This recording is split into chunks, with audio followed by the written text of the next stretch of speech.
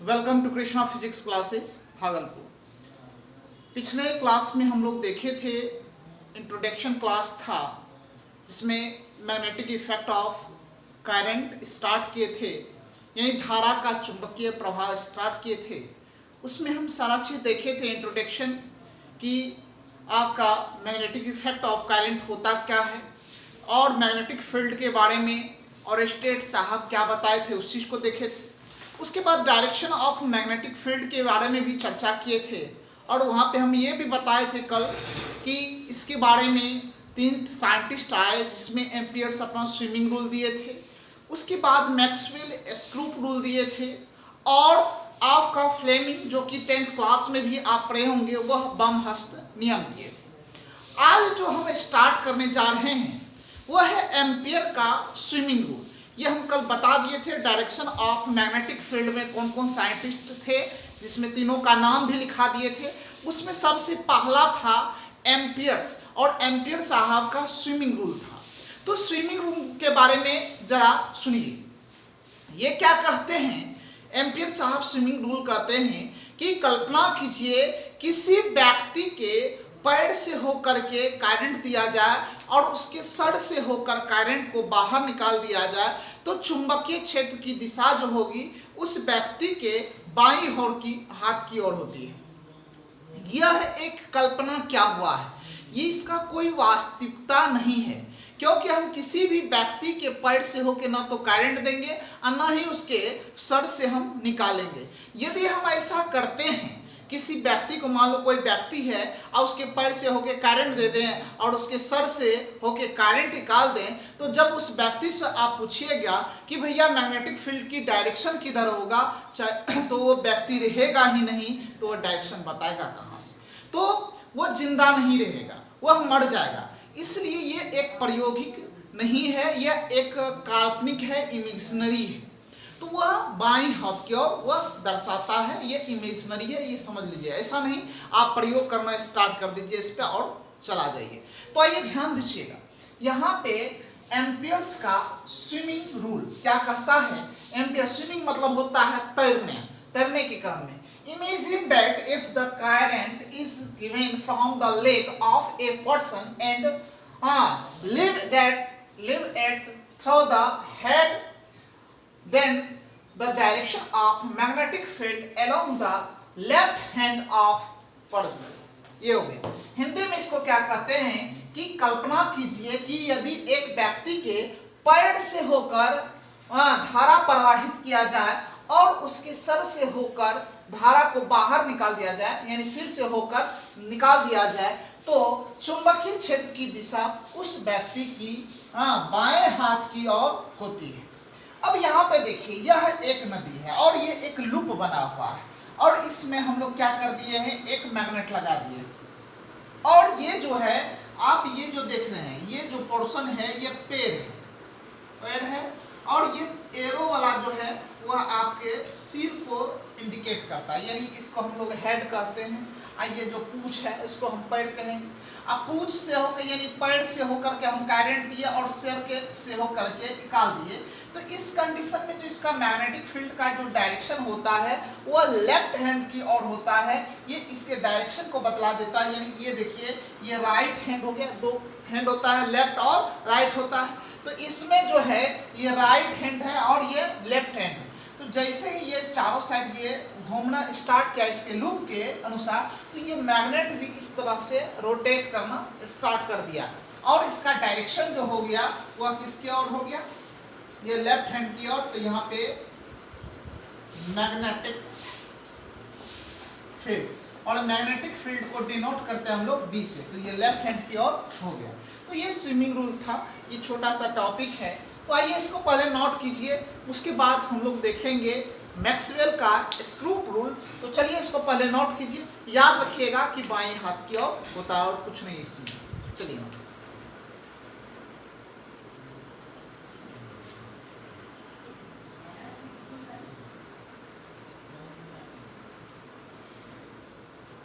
चलिए नेक्स्ट है आपका मैक्सवेल का स्क्रूप रूल। तो मान लेते हैं ये स्क्रूप है जो हम लोग पेंच कसते हैं। तो पेंच में क्या होता है, 2 पोर्शन पार्ट्स होता है, एक नोकोइला वाला होता है, एक नीचे वाला। तो इस तरह से हम लोग रखेंगे। तो ये हो गया बॉटम, ये हो गया टॉप। तो इस पे देखिएगा इस तरह से लाइनिंग होता है। तो यहाँ पे ये लाइनिंग होता है।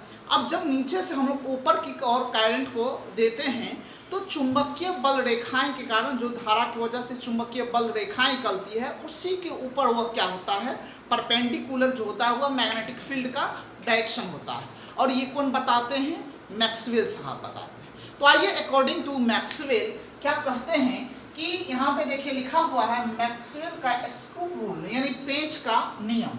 कहता है when the current is passing from bottom to top, यानी नीचे से जब ऊपर करंट देते हैं ऑफ ए स्क्रू पे, एक पेंच में, कहता है then the direction of magnetic field is perpendicular to the direction of current due to the magnetic lines of force.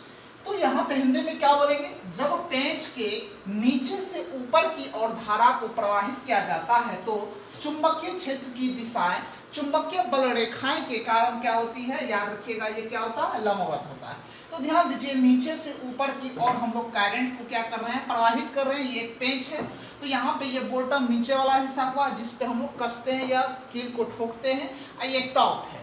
जैसे ही ऊपर की ओर देते हैं तो यहाँ पे इसके अराउंड जो होता है मैग्नेटिक फील्ड का ये क्या हो जाता है, डायरेक्शन हो जाता है। ये कौन बताते हैं, मैक्सवेल साहब एक स्क्रू के द्वारा। ये था। अब नेक्स्ट जो हम लोग का है वह फ्लेमिंग का बम हस्त नियम है, जो कि हम कल इस पे चर्चा किए थे। आज इसका हम डिफिनेशन लिखने जा रहे हैं। तो आइए चलिए इसको पहले नोट कीजिए, उसके बाद फ्लेमिंग का बम हस्त नियम देखेंगे। चलिए नोट कीजिए।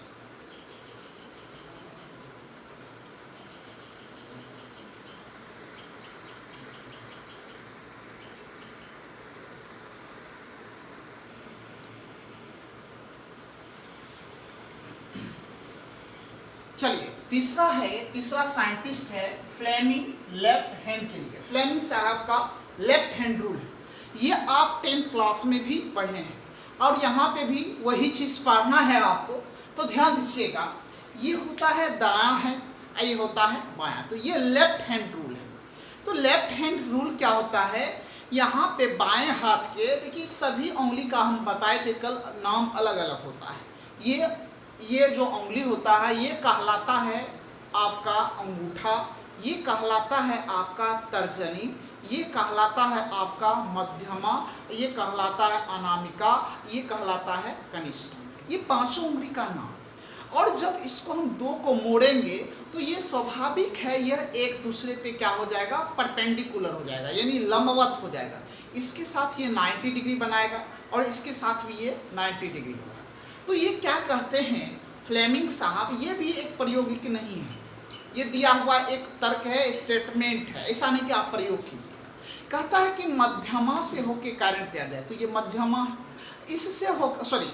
से होके करंट दिया जाए, तो यहाँ पे जो उत्पन्न फोर्स होगा वह अंगूठा की ओर कार्य करेगा, लेकिन जो चुंबकीय क्षेत्र की दिशा होता है वह किधर हो जाएगा, तर्जनी की दिशा में हो जाता है। ये कहते हैं आपके फ्लेमिंग साहब लेफ्ट हैंड के द्वारा। तो जैसे कि आप देख रहे हैं डायग्राम में, देखिए नजर आ रहा है, तो इस तरह होगी, इस तरह है।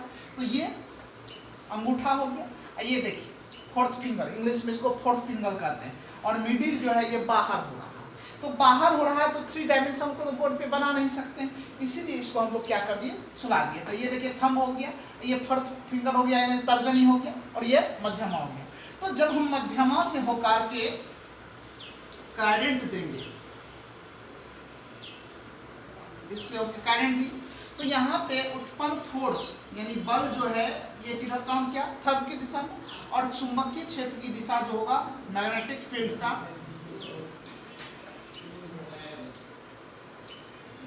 का जो डायरेक्शन होगा बी, जो कि फोर्थ फिंगर तर्जनी की ओर होगा। तो वही लिखे हैं, when the current is in the direction of middle finger and fourth finger along the thumb of left hand, force is along the thumb of left hand, then direction of magnetic field is along the fourth finger। ये होता है। अब क्या कहेंगे, हिंदी में इसको बोलेंगे, इसको हिंदी में आइए ध्यान दीजिएगा, जब बाएं हाथ के मध्यमा की दिशा में करंट को प्रवाहित किया जाता है तो वहां उत्पन्न बल अंगूठा की दिशा में कार्य करता है। अतः इस अवस्था में चुंबकीय क्षेत्र की जो दिशा होती है वह तर्जनी की ओर होती है। तो देख रहे हैं जो उत्पन्न फोर्स है थंब की ओर कर रहा है, ये मिडिल की ओर फोर्स के करंट देते हैं, तो मैग्नेटिक फील्ड का डायरेक्शन जो होगा वह आपके फोर्थ फिंगर यानी तर्जनी की दिशा में। तो ये है, ये फ्लेमिंग का स्टेटमेंट है। आइए इसको पहले नोट कीजिए, उसके बाद हम लोग अभी पढ़ेंगे मैग्नेटिक फोर्स, मैग्नेटिक फील्ड के बारे में भी आज पढ़ना है हम लोग को। तो आइए पहले इसको नोट कीजिए, उसके बाद हम लोग स्टार्ट करेंगे मैग्नेटिक फोर्स।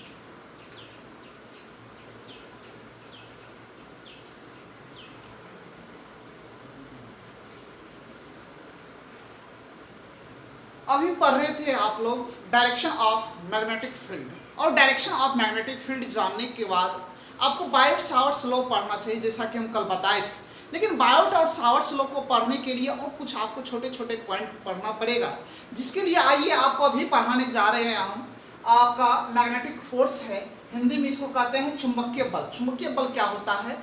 आवेश के गति के कारण एक बल उत्पन्न होता है। जैसे कि यहाँ पे लिखा हुआ है, जब किसी चुंबकीय क्षेत्र में आवेश क्या होता है? गतिशील होता है, तो इस अवस्था में आवेश के गति के कारण एक बल चुंबकीय क्षेत्र आता है। और चुंबकीय क्षेत्र जो उत्पन्न होता है, अतः यह चुंबकीय क्षेत्र एक बल उत्पन्न कर देता है। जो चुंबकीय क्षेत्र हुआ वही क्षेत्र एक बल उत्पन्न कर देता है, और जिस बल को हम लोग क्या कहते हैं? चुंबकीय बल कहते हैं। मान लो यह एक चुंबक है, मान लो ये एक चुंबक है, तो इसका कुछ ना कुछ तो चुंबकीय क्षेत्र बनेगा। अब इस क्षेत्र में कुछ भी हम डालेंगे जो मैग्नेट को अट्रैक्ट करे, मैग्नेटिक मटेरियल को डालेंगे, तो स्वाभाविक है उसको ये किया करेगा, खींचेगा। तो किसके वजह से खींच रहा है? वह मैग्नेटिक फील्ड की वजह से खींच रहा है।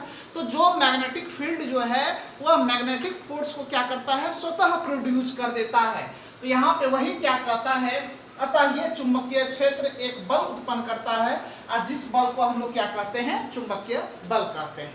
तो ये चुंबकीय बल कहलाता है। उसके बाद देखिए, चुंबकीय क्षेत्र में उत्पन्न बल, वहां मौजूद आवेश का वेग भी sin थीटा, जहां थीटा जो होगा वह चुंबकीय क्षेत्र और आवेश के बीच का क्या है?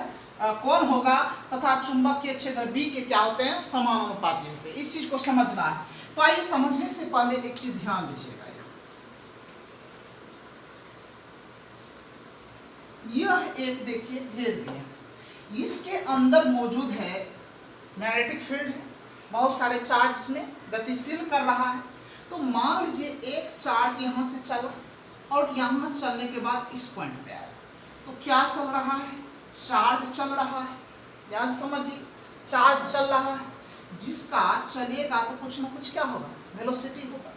तो जब चार्ज चलेगा तो उसका वेलोसिटी होगा, और यहाँ पे इसका इधर जो है ये मान लेते हैं मैग्नेटिक फील्ड का क्या है? डायरेक्शन, और ऊपर की ओर जो काम कर रहा है वह क्या है? Magnetic force.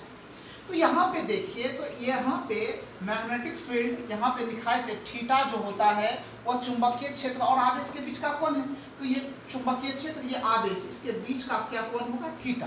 तो इसका दो कंपोनेंट्स होगा, कंपोनेंट्स ऑफ वेक्टर पढ़े होंगे 11th में। जैसे मान लीजिए ये x एक्सिस है, ये y एक्सिस है, इसके बीचों बीच कोई वेक्टर भी चल रहा है और थीटा एंगल पे चलता है, तो इसका दो कंपोनेंट्स होगा, एक होगा v cos थीटा और एक होता है v sin थीटा। यानी ये वर्टिकल कंपोनेंट्स होता है और ये आपका हॉरिजॉन्टल होता है, ये क्षैतिज और ये वर्टिकल कंपोनेंट। तो जिसके साथ एंगल बनता है उसके साथ बेस हो गया यानी कॉस आएगा, और जिसके साथ एंगल नहीं बनेगा वो साइन आएगा। तो यहाँ पे जो एक और कंपोनेंट्स इस तरह से हम डॉट द्वारा दिखा रहे हैं, तो ये जो भी जो इसका वेलोसिटी का जो कंपोनेंट होगा ये हो जाएगा v cos थीटा, क्योंकि इसके साथ एंगल आया है, और यहाँ पे क्या हो जाएगा v sin थीटा। अब यहाँ पे जो फोर्स उत्पन्न हो रहा है, यही फोर्स जो होगा चार्ज के क्या हो जाएगा? समानुपाती। इस चीज को समझिए। तो यहाँ पे बात करें फॉर मैग्नेटिक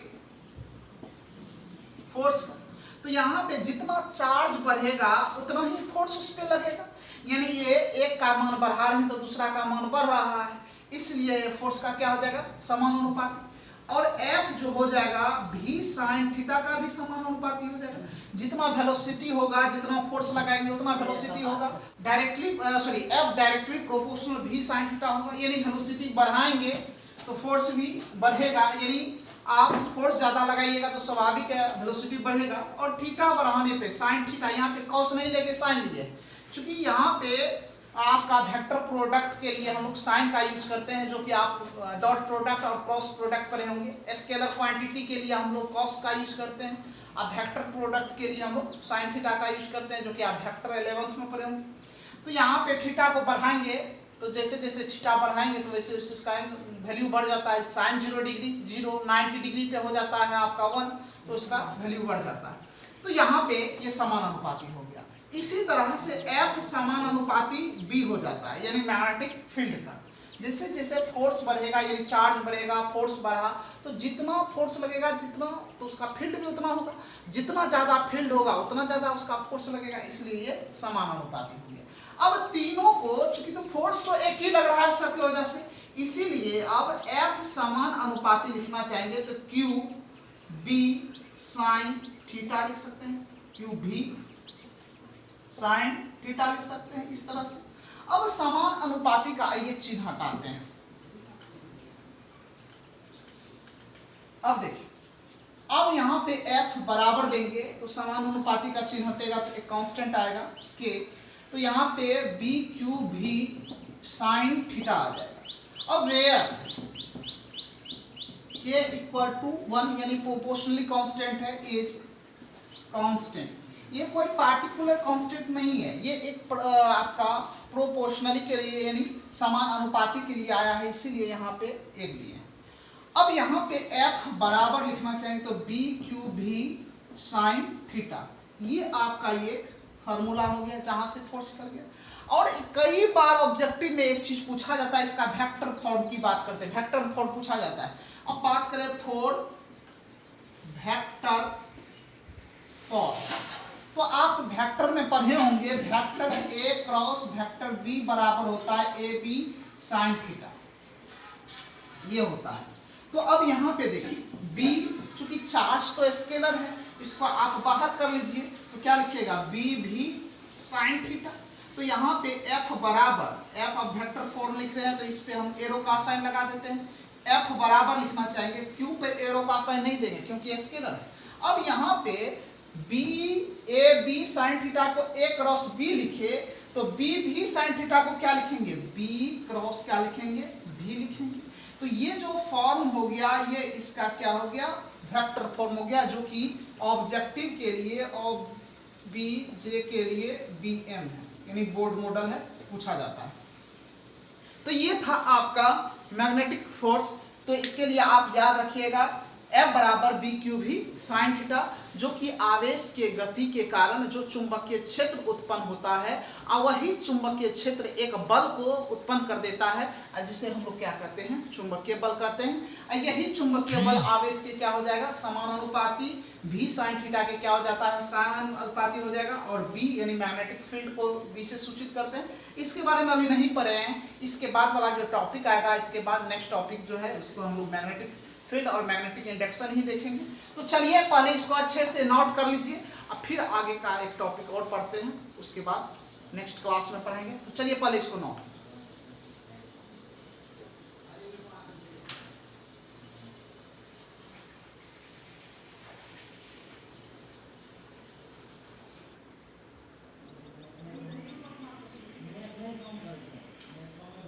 अब मैग्नेटिक फोर्स के बाद बारी है मैग्नेटिक फील्ड और इंडक्शन का।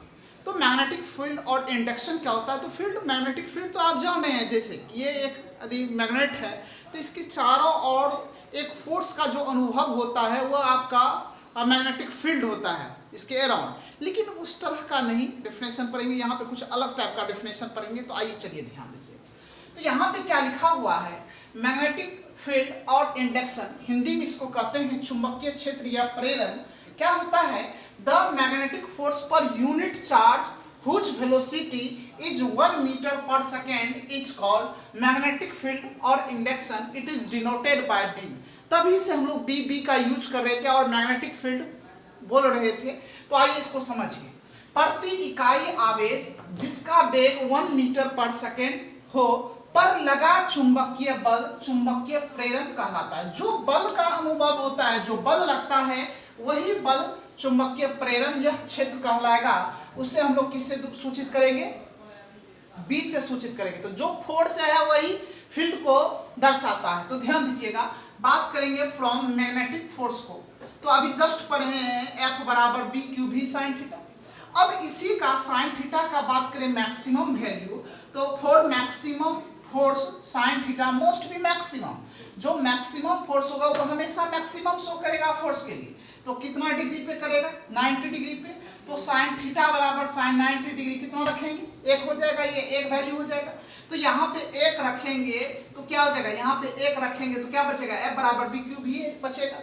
आपको निकालना क्या है? Magnetic field. तो B बराबर लिखेंगे तो F बटे Q इंटू भी, यह एक जनरल फार्मूला भी आ गया। यदि एंगल दिया रहेगा तो इस फार्मूला का हम लोग यहाँ से फार्मूला निकाल लेंगे, बटे कर लेंगे तो साइन थीटा के रूप में आ जाएगा, यहाँ से भी निकल जाएगा। अब देखिए, अब यहाँ पे कहता क्या है कि चार्ज क्या होगा? प्रति इकाई आवेश। तो प्रति इकाई आवेश यानी चार्ज क्या होगा? 1 कूलम। और जिसका वेग कितना होगा? वेलोसिटी 1 मीटर पर सेकेंड। तो वेलोसिटी 1 मीटर पर सेकेंड हो गया।